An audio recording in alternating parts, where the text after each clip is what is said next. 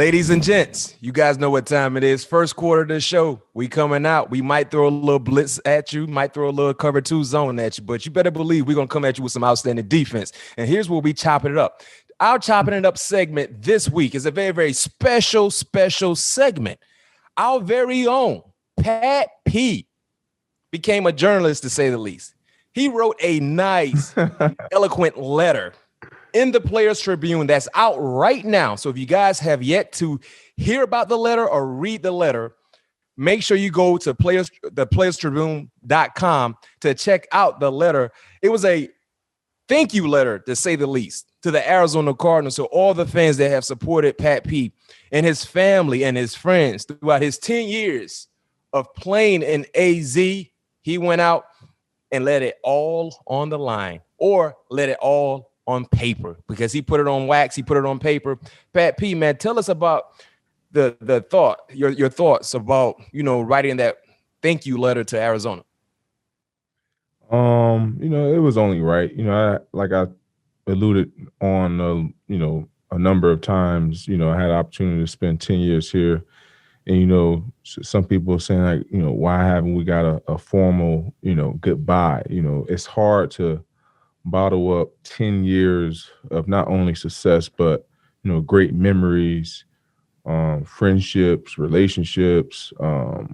It's hard to bottle that up in within a week. Mm-hmm. So it's something I wanted to sit on, something I wanted to be well written out. It was a ton of people that I had to thank, that I remember, like I said, who helped me along my journey, who helped me become the person that I have become today. It was a lot of people along that journey. So I didn't want to, short out anyone or leave anybody out that I felt that was special to me along that journey, that 10 years here in Arizona.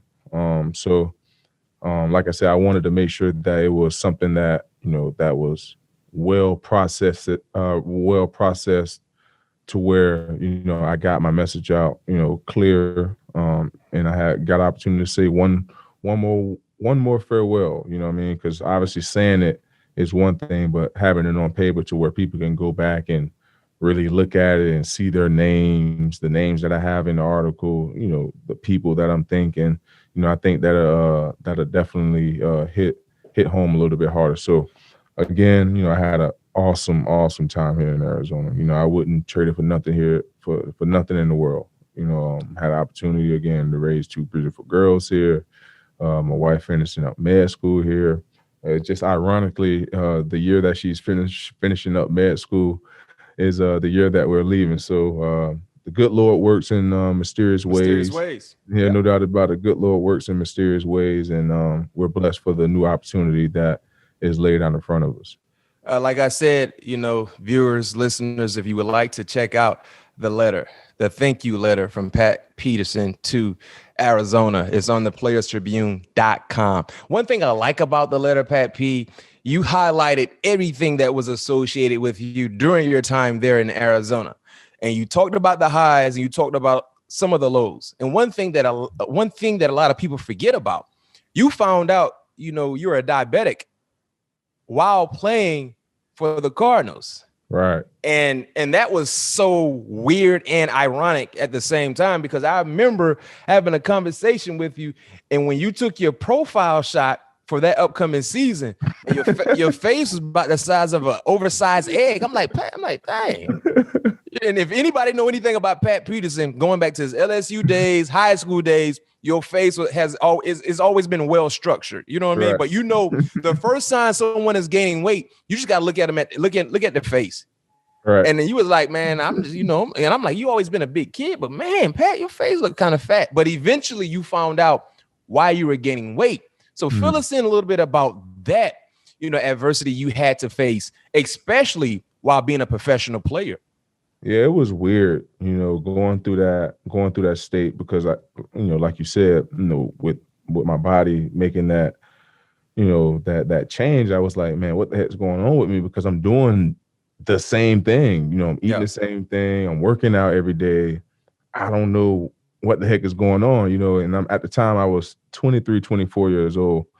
And I'm like, man, I'm in shape. Like, I can't tell you. You know what I mean? So How big did you get? man, the biggest I got, I remember seeing on a scale was 239. Like on a scale was Was 239. that during the season? No. Training This is camp? doing no. Hell no. I wouldn't have shown up to camp that damn fat. Hell no. So this was during the off season. Yeah, this was doing the all season. This had to be, I think it was like on my anniversary trip. Like this Yeah. getting ready to come back to football. So I'm like, man. But during that time, you still working out though. Right. I'm still working out, but I'm like, man, I can't eat nothing now because I'm still eating normal. I got to get in fighting weight. That's what Coach Bowles used to tell me all the time because we had OTAs and all that stuff. He's like, man, P, you need to come back in fighting weight. Yeah. I'm like, man, I got to get in fighting weight, man, because this ain't gonna cut it. So, and I ended up going to camp around like 220. So I shed about 19 pounds. That still was pretty heavy for you though. No doubt about it. So, so I ended up showing up to camp, like I said, around like 220, 229, something crazy. But then end up playing the season around that weight. The lowest I got during the season was like 217. Wow. So, so as the season started going on, like, man, something's not right with me. My wife telling me, like, obviously we talking about, I'm like, baby, I can't tell you. I can't tell you what the hell's going on. So, that whole process going on. Then eventually cause it happened, and I wrote this in the letter, is like it happened in practice because Coach Aarons thought I was partying. So is this when they really started, they wanted to run tests on me because we were heading up to Oakland. It was a Friday practice, and I'm out. I'm still making plays. I'm in practice and stuff, but I'm throwing up after like every period. Mm-hmm. Like I'm hurting. I'm like, man, what the fudge knuckle is going on with my body? Mm-hmm. So now that's happening. Now CBA, he sees that, so he's like, man, what the hell he got going on? This is not my 5-star player. Like, what are he doing throwing up? After every he's been partying, this, that, and another. Yeah.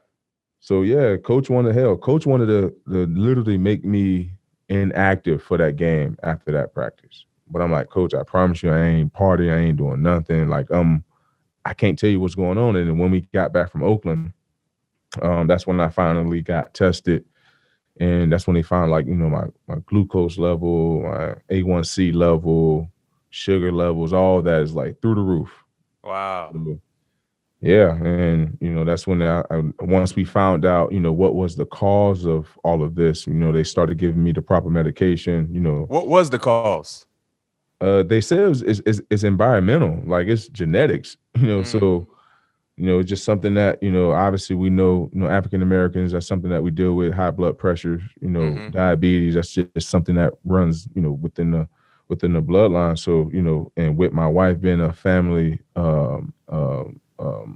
physician, seeing some of the things that she talked about, seeing some of the charts about, the obese, like what parts of the country that, the percentage of obese people are, and things like that. Obviously the race that have the highest percentage of being obese and things like that. So it was just environmental, just changing the diet, watching what I eat.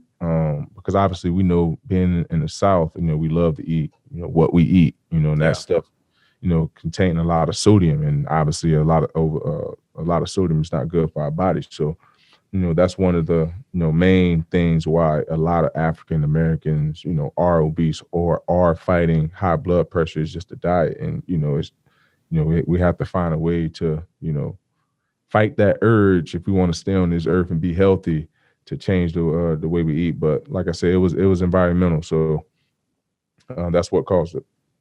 And genetics as well. Well, good thing they decided to run some tests on you, because you probably just thought you had a little bug, right. A little weekend bug, because you still play. That's the crazy part about it. You were in that bad of shape on Friday, and you still played. Bad. Right. I think that was a wake-up call for me too, because like from that point on, from the Oakland game, I had a pretty good game in Oakland. Then we played Dallas the week after. And, mind you, Dallas, I think Tony Romo, he had got hurt the week before. I can't remember who they played, and they was in discussions if he was going to play or not. So Dez didn't have Dak, didn't have his quarterback. But I played. That was one of my best games. I think I held Dad to like Dak. Not why I keep saying Dak. Dez to one catch, and he got a freaking last late, the garbage time touchdown. Man, I held him to no catches up to freaking 4 minutes and 4 minutes and some odd seconds left in the fourth quarter. And I knew the back shoulder was coming. I'm playing for the back shoulder, but I had lost it in the lights because the Dallas. That was like the new time of the stadium. So they got these weird lighting position of their lights. And I look back for the back shoulder. Eric Mike can go find this picture, find this clip. I'm in perfect position. I look back and I'm like, damn, what a ball at? And next thing you know, he caught it like right in front of me, right while I was looking, but I lost it. In the lights. In the lights. And the one thing I hate, freaking eye black don't do anything in those situations. No, man, no. You be having all this eye black underneath the eyes, supposed to help the glare of the lights. And when you're in that situation, especially playing in a dome, man, I used to hate playing in domes because when you look up, the first thing you see is the lights, and then you gotta adjust fast because the receiver already adjusts to the ball. You know what I mean? They already see it. They looking at it the whole time, so they see the trajectory. They see it going through the lights, so they can kind of time it when it's coming out of the lights. Man, that'll make you give up a play quick, and you're right there. That's what people be watching from the television screen, like, man, what are you doing? He's right there. Like, yo, we're looking at the lights, and by the time we actually see the ball, they already made that adjustment. Yeah, but hey, man, the letter is awesome. Like I said, for everyone who's tuning in right now, watching us and listening to us, man, give Pat P some tribute, man. He did an outstanding thank you letter to Arizona. Just showing so much appreciation to the organization and to the fans there. So you're becoming a journalist now, Pat P. So this might be a little something you might need to dib and dab in a little more frequently, sir, because you did a pretty good job. Hey, man, like my boy Young Thug say, man, I feel like a journalist is following me every day, man. Every day. Shout out to the Players Tribune. Like I said, playerstribune.com. Go check it out. Now it's time for my favorite part of the show and your favorite part of the show.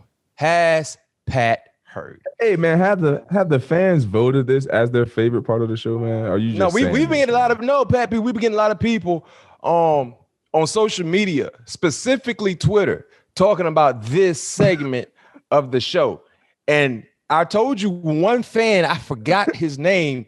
When you signed with the Vikings, he tweeted out, I wonder, has Pat heard that Pat signed with the Vikings? You know what I mean? So people are following this part of the show. And it's a bit hilarious because, a lot of people. I'm not even gonna lie. This is gonna be tough this week, Mac. I ain't gonna lie. Oh man, look here. Let me fill our new listeners and our new viewers in about this segment of the show. We decided to implement this into our show because during the off season, Pat P is doing a lot of golf. So if you follow Pat P, if you're a fan of him, or if you just don't like him because he's so good and he dominates your wide receivers, he golfs, he travels a lot, so he's not really in tune to what's going on outside of his golf game and his working out game. So we decided to see how much he's not in tune to sports. His overall record right now, he's 19 of 29. So he's gotten 19 right out of 29 questions. He went 2 out of 3 last week. So the first one. Time out real quick. What you got? While you talking about golf, man, me and my boy Kyle Fuller, we went over to Vegas this week, man. Shout out to my boy Kyle. We played golf. Kyle can hoop. He got some game on the course? Yeah, man. Kyle got me this week, man. I played like a chum bucket, man. I couldn't make a putt. I don't know what it was. I don't know if it was the Vegas atmosphere. I don't know what it was, man. I played literally like plankton, the chum bucket, man. You was out there looking like Charles Barkley? Nah, hell no, Matt. Come on now. Oh, that's I'm sorry. I didn't mean to do that. I'm sorry, Chuck. My bad. I'm sorry. I ain't look like no Chuck now, but for the most part, I couldn't make no putts, man.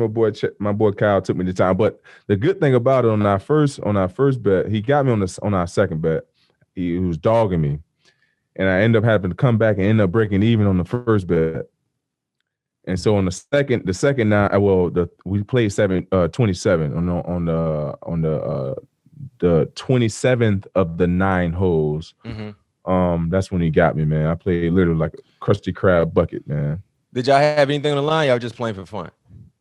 Man, I'm on the golf course. So what you lost? I think I lost $6. Okay. It wasn't too bad, man. That's good lunch money. It can get you a nice hot good lunch. Good. But we played a bunch of games. That was just the cow though, man. Oh, so you lost to a lot of people. Man, we got a game called Banker.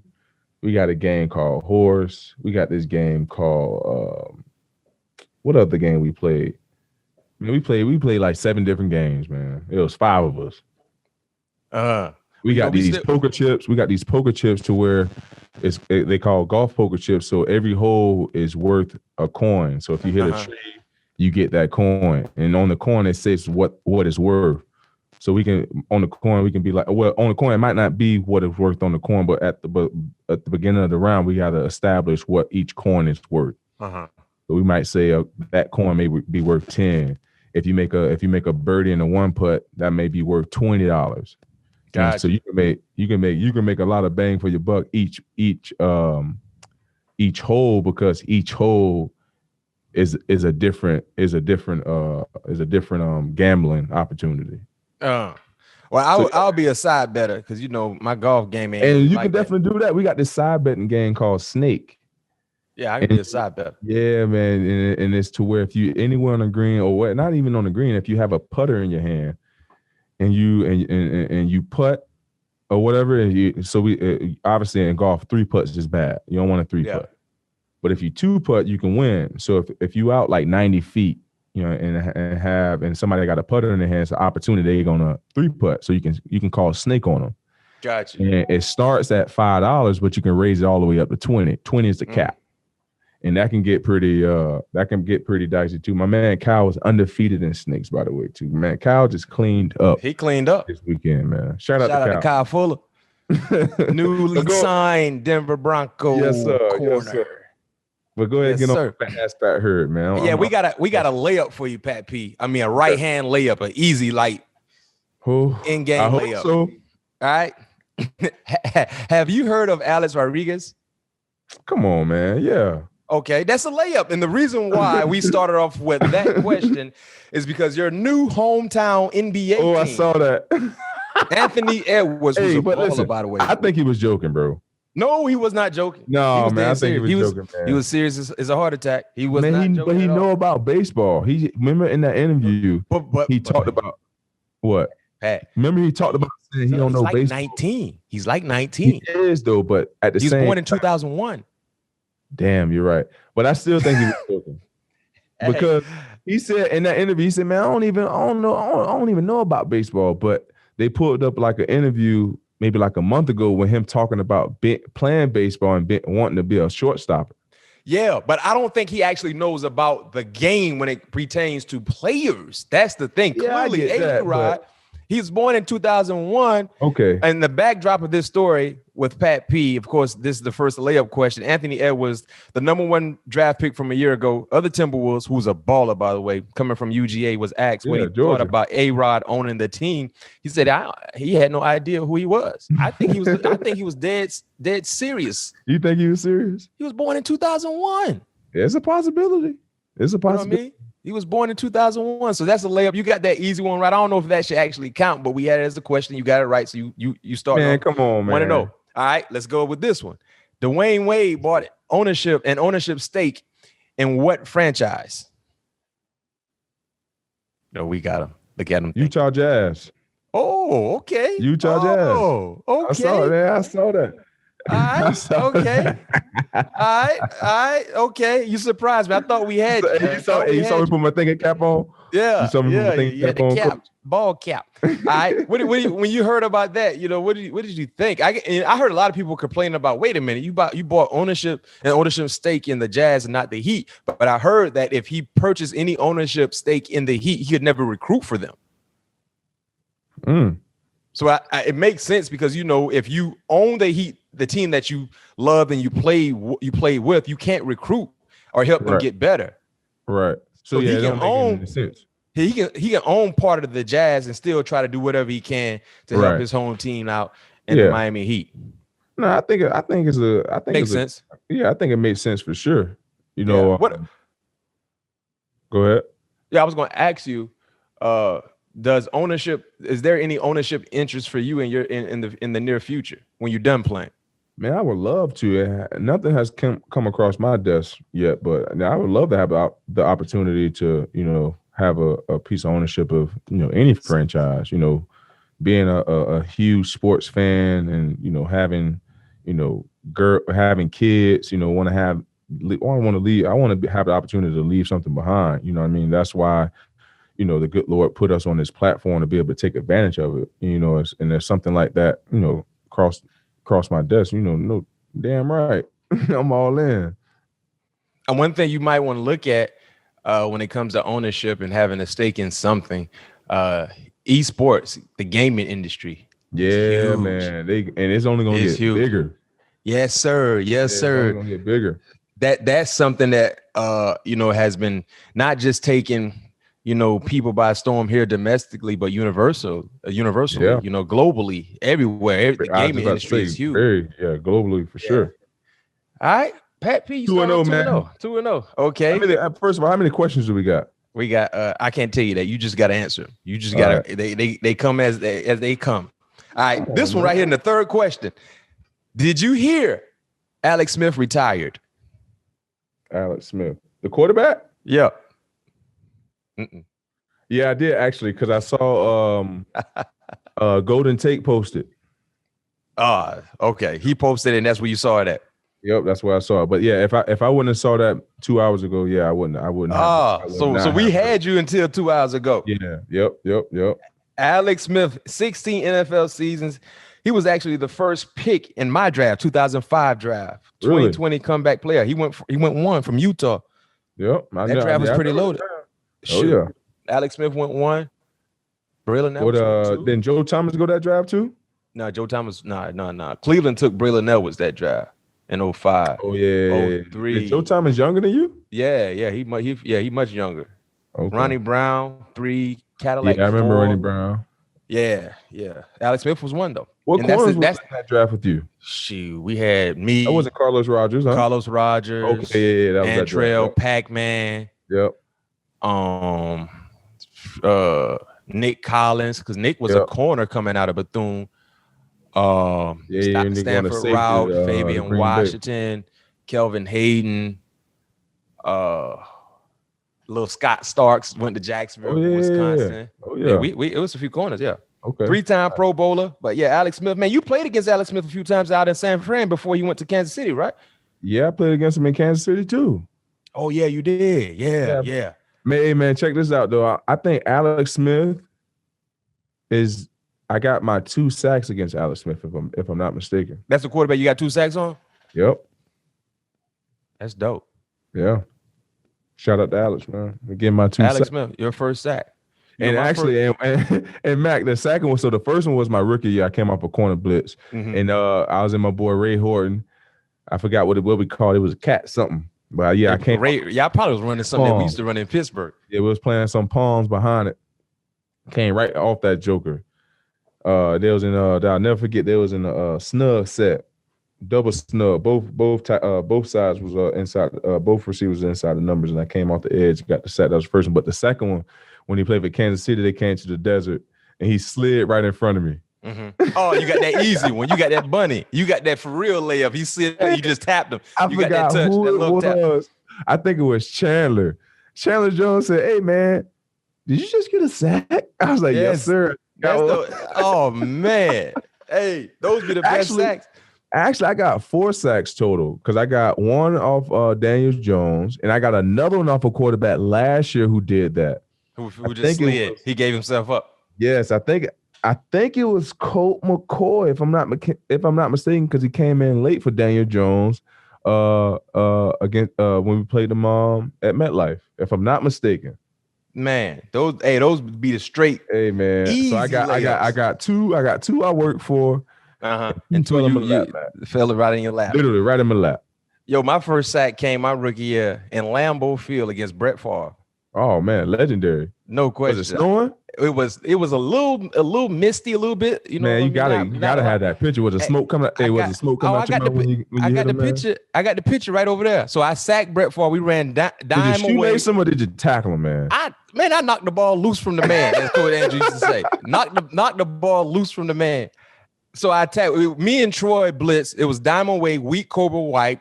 So that's the weak side corner blitz. And I think that's what we was into. We ran an X stunt, and the X stunt is I go underneath, Troy goes over me, and he's the contained player on the blitz. Yeah. And backside corners, they playing quarters, everything inside. You know what I mean? So and that safety who replaces me is playing a squat technique, and the backside safety rolls over and play that half. So it's quarter, half in the back end, and we ran a blitz with the corner, the weak side corner, and the dime that was away from the strength. So yeah, but that was my first sack, and when I sacked, I was super late. I was surprised I got there because I was supposed to get cursed out, but he held the ball because he didn't recognize what we were doing. Man, Pat, I was so late, but because I was late, I came scot-free because they converted to Troy, and I came through that. And I'm like, man, and when I got there, my eyes got so big. And he didn't see me, so I tackled him and knocked the ball loose. Troy picks the ball up and ran it back for like 70 yards. And then I got a block on the tight end. I tried to block the tight end. I just got in his way. He pushed me through the grass. But Troy, and what happened was Troy was turning for a touchdown. Man, so that Monday, Troy brought the football to me. I got the football somewhere over here too. The sack when I got it. Yeah, so Troy gave me the football. That was my first sack against Brett Favre. Legendary. So, Pat P, you 3-0 right now. Last question for you. I think we got him. Drum roll, please. Talk to me. Have you heard about the new NCAA transfer rule? The new rule for transfers. No, man, you got me on that one. We finally got him.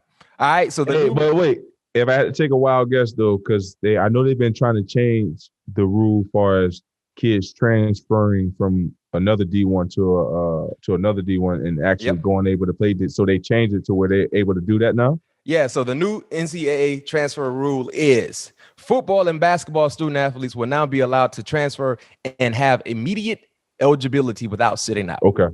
All right. So now they transfer instantly. Yeah, they can play. Remember, it was only that rule only applied for grad students, kids who graduated already. Which is only right though. That's what I'm saying.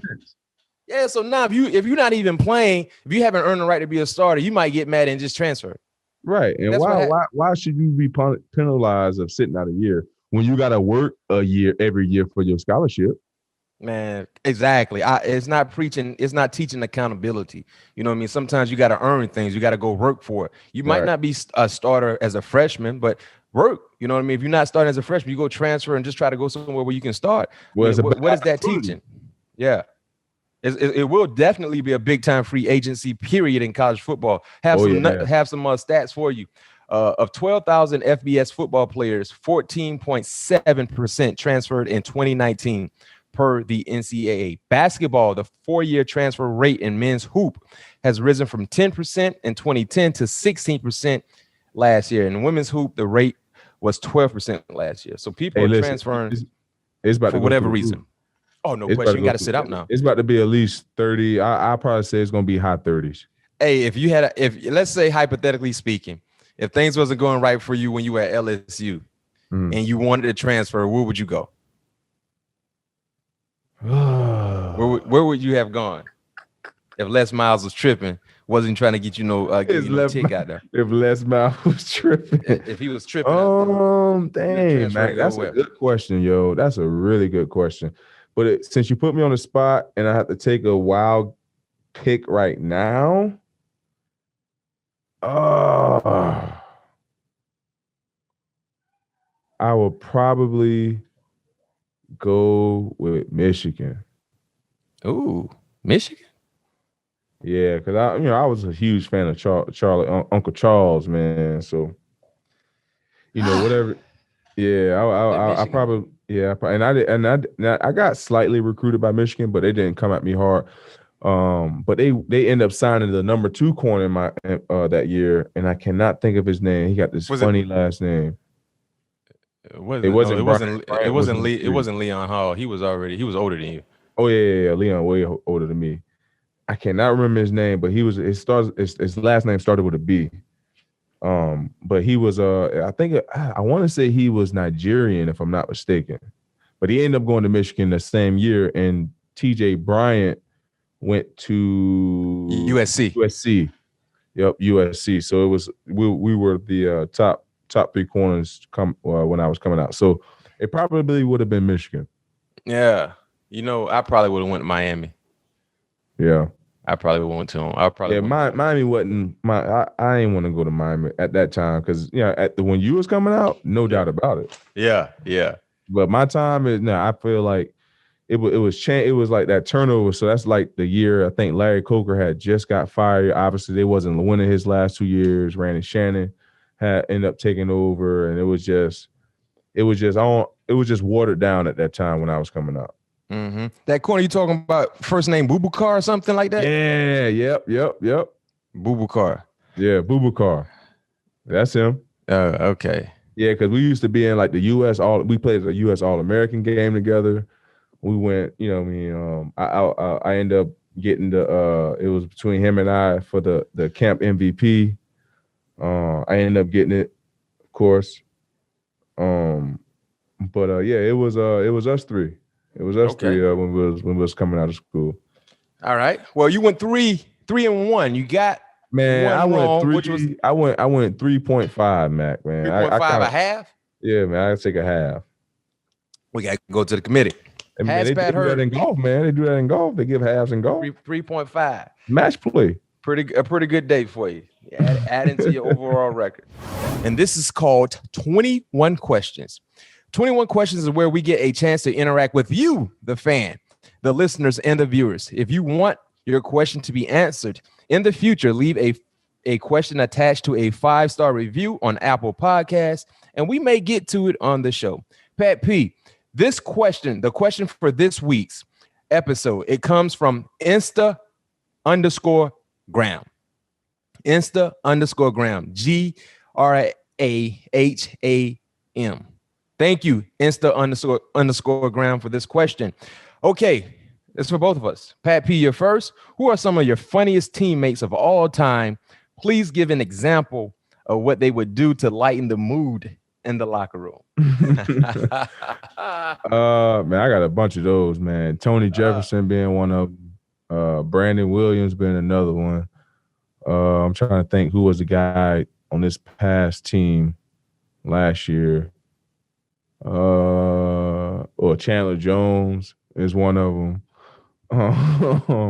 I have so many of them, but the funniest one though is like he doesn't do it because you have some guys that that's like obnoxious with trying to lighten up the mood or them being loud and stuff like that. But Chandler is probably the funniest one of them all, because he's just so smooth and subliminal with his messages. It's just like only the people who's close with him, will catch it.